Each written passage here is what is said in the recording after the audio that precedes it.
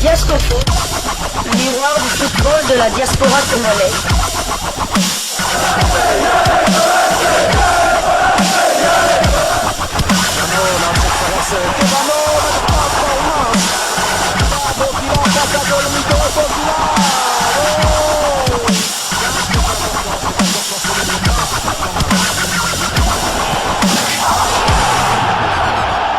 Diasco Foot, le miroir du football de la diaspora congolaise. Vous êtes sur Diasco Foot, le miroir du football de la diaspora congolaise. Diasco Foot vous dit bonjour, tout le plaisir est pour nous de vous retrouver, mais surtout de savoir que vous êtes nombreux en train de suivre votre chaîne YouTube dédiée uniquement aux footballeurs de la diaspora congolaise. C'est l'heure de partager avec vous quelques news que nous avons pu récolter pour vous, des news concernant certains de nos internationaux ou des binationaux qui se sont illustrés dans leurs clubs respectifs. Et cela dans le cadre de cette troisième livraison sportive de ce dimanche 31 mars 2024. Une livraison que nous débutons par la Suisse, où l'on disputait la 29e journée de la Super League. Le FC Zurich est allé arracher un point à Bâle dans un match riche en buts. Score final 2 buts partout. L'international congolais Jonathan Okita était bien sûr titulaire lors de ce match et il s'est montré décisif à la 6e minute en délivrant une passe décisive à son coéquipier Kamberi pour l'ouverture du score. Okita, comme je l'ai dit, a disputé toute la rencontre et c'était la 5e titularisation consécutive. Le FC Zurich est actuellement 4e au classement avec 44 points, 11 victoires, 11 nuls et 7 défaites. Ils ont marqué 43 buts au total et encaissé 33 buts. Okita, c'est 2360 minutes jouées sur 3199, 30 matchs sur 33 matchs disputés. Il a marqué 11 buts, toutes compétitions confondues, et a délivré 2 passes décisives. Prochain match, ce sera le mercredi 3 avril. Ils recevront le FC Winterthur qui compte le même nombre de points que 43. Donc ce sera un match où les coéquipiers de Jonathan Okita pourront mettre cette équipe à 3 longueurs. Voilà, nous quittons la Suisse, nous allons cette fois du côté de la Grande-Bretagne, mais d'abord en Angleterre, où l'on jouait la 30e journée de Premier League, championnat anglais de première division. Ni vainqueur, ni vaincu entre Yohan Wissa et Aaron Wan-Bissaka. Brentford a tenu tête à Manchester United. Brentford de Yohan Wissa, qui recevait Manchester United de Bissaka, a fait match nul à domicile hier samedi 30 mars. Les 2 buts de la rencontre ont été inscrits dans les temps additionnels de ce match. Manchester United était la première équipe à ouvrir le score à la 96e minute par Mount, et l'égalisation des locaux étant intervenue 3 minutes plus tard par Ager. Un but partout, un score au coup de sifflet final. Titulaire du côté de Brentford, l'international congolais Yohan Wissa a été remplacé à la 71e minute alors que le score était encore nul et vierge. A noter qu'il s'agissait de sa 4e titularisation consécutive. Yohan Wissa a profité de ce match pour porter à 2235 minutes son temps de jeu sur les 2752 minutes possibles. Il a participé à tous les 28 matchs avec son club, avec à la clé 7 buts inscrits et une passe décisive délivrée. Du côté mancunien, Aaron Wan-Bissaka a également été titulaire et a d'ailleurs disputé l'intégralité de la rencontre. Il s'agissait de sa 2e titularisation consécutive, portant à 1565 minutes son temps de jeu sur les 4041 minutes possibles. Bissaka a participé à 19 des 41 matchs avec son club, avec à la clé 2 passes décisives délivrées. Et pour rappel, Aaron Wan-Bissaka reste toujours éligible pour jouer avec les Léopards de Sébastien Desabre. Après ce partage de points, Brentford campe à la 15e place au classement avec 27 points, 7 victoires, 6 nuls et 17 défaites. Ils ont inscrit 42 buts pour 55 encaissés. Et prochain rendez-vous pour Brentford, ce sera pour le compte de la 31e journée, la réception de Brighton Albion le mercredi 3 avril 2024 sous le coup de 20h30 heure de Kinshasa et 21h30 heure de Beni à l'est de la République démocratique du Congo. Manchester occupe la 6e position au classement avec 48 points, 15 victoires, 3 nuls et 11 défaites, 40 buts inscrits contre 40 30 encaissés. Et prochain rendez-vous pour Manchester, ce sera pour le compte de la 30e journée et le déplacement périlleux du côté de Londres pour y affronter Chelsea le jeudi 4 avril 2024 sous le coup de 21h15 heure de Kinshasa, 22h15 heure de Butembo à l'est de la République démocratique du Congo. Toujours en première ligue et toujours pour le compte de cette 30e journée, Pelirudo Kompanju et Luton Town tombent face à Tottenham malgré qu'ils avaient fait le plus dur en ouvrant le score face aux Spurs. Luton Town s'est finalement incliné dans les dernières minutes sur le score de 2-1. Le milieu congolais Pelirudo Kompanju avait été titularisé, a d'ailleurs disputé l'intégralité de ce match. Il s'agissait de sa deuxième titularisation consécutive.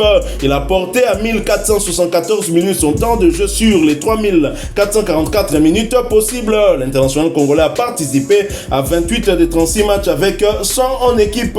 Après ce revers, Luton Town occupe la 18e place de première ligue avec 22 points, 5 victoires, 7 nuls et 18 défaites, 43 buts inscrits contre 62 encaissés. Et prochain rendez-vous pour Pelirudo Kompanju et ses coéquipiers, ce sera pour le compte de la 31e journée, un déplacement périlleux à Londres dans la capitale anglaise pour y affronter Arsenal le mercredi 3 avril 2024 sous le coup de 20h30 heure de Kinshasa, 21h30 heure de Goma à l'est de la République démocratique du Congo.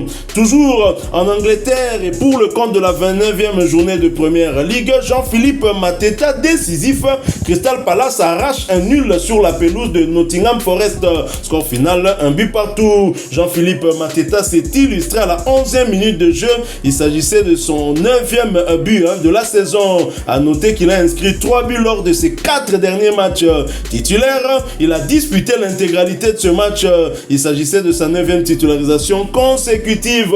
Jean-Philippe Mateta a profité de cette titularisation pour porter à 2101 minutes son temps de jeu sur les 3237 minutes possibles. Il a participé à 30 des 33 matchs avec son club avec à la clé 9 buts inscrits et 4 passes décisives délivrées. Et pour rappel, Jean-Philippe Mateta reste toujours éligible pour jouer avec les Léopards de la République démocratique du Congo. Et après ce nul à l'extérieur, Crystal Palace pointe à la 14e place de première ligue avec 30 points, 7 victoires, 9 nuls et 13 défaites.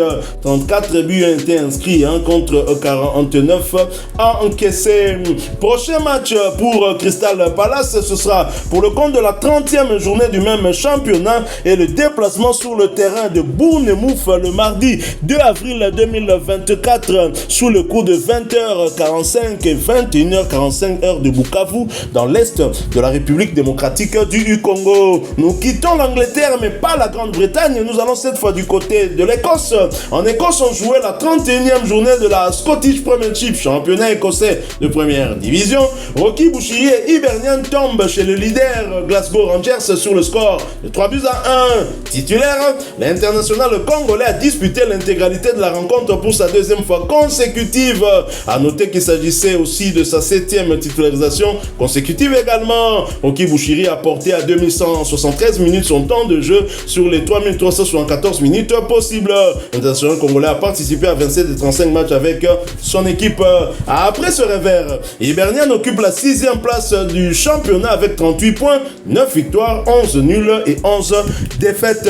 42 buts inscrits contre 48 encaissés. Prochain rendez-vous pour Hibernian, ce sera pour le compte de la 32e journée du même championnat et la réception de St. Johnstone le samedi 6 avril 2024 sous le coup de 16h heure de Kinshasa et 17h heure de Birere, marché situé dans la ville de Goma, toujours à l'est de la République démocratique du Congo.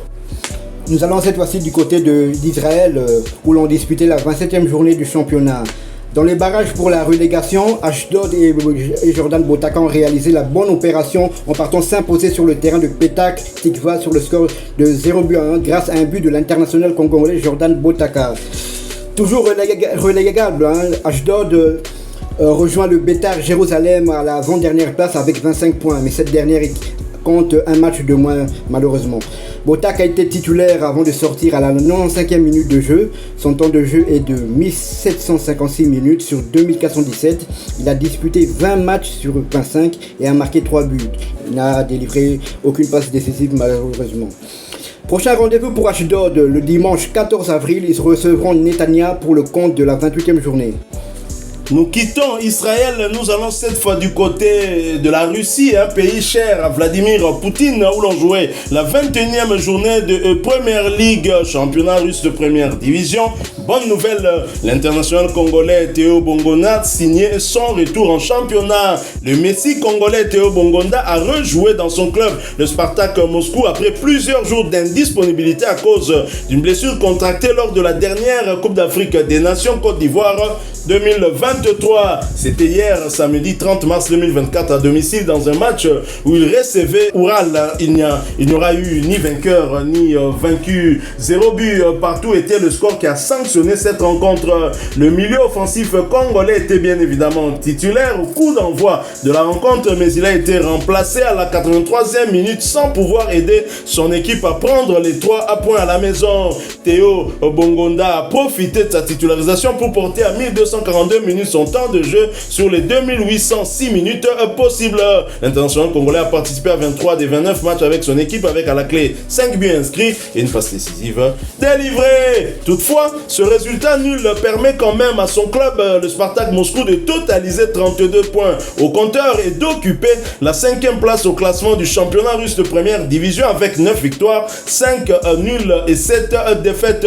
Ils ont inscrit 27 buts contre 26 encaissés. Et prochain rendez-vous pour le Spartak Moscou, ce sera pour le compte des demi-finales de la Coupe nationale et la réception de Zénith le mercredi 3 avril 2024 sous le coup de 19h30 heure de Kinshasa, 20h30 heure de Bunagana à l'est de la République démocratique du Congo. Mais pour le compte du championnat, le prochain rendez-vous ce sera lors de la 22e journée. Ce match est prévu le 7 avril 2024. Théo Bongonda et ses coéquipiers du Spartak Moscou seront l'hôte de Dynamo Moscou dans un derby moscovite qui en promet. Voilà qui met fin à cette 3e livraison sportive de ce dernier dimanche du mois de mars, le 31 mars. Et si vous l'avez aimé, laissez-nous un maximum de j'aime. Merci de partager avec nous en commentaire votre point de vue sur ce sujet. Et si vous êtes nouveau sur cette chaîne Diasco Foot, parce que nous sommes le miroir du football de la diaspora congolaise, eh bien abonnez-vous et n'oubliez pas d'activer la petite cloche de notification. Elle vous permettra de ne plus rien manquer des prochains sujets que nous allons vous proposer. Encore une fois, merci à vous. Nous vous souhaitons un très bon dimanche avec espoir de vous retrouver bientôt dans un autre sujet d'actualité. En attendant, portez-vous bien. Nous vous disons au revoir.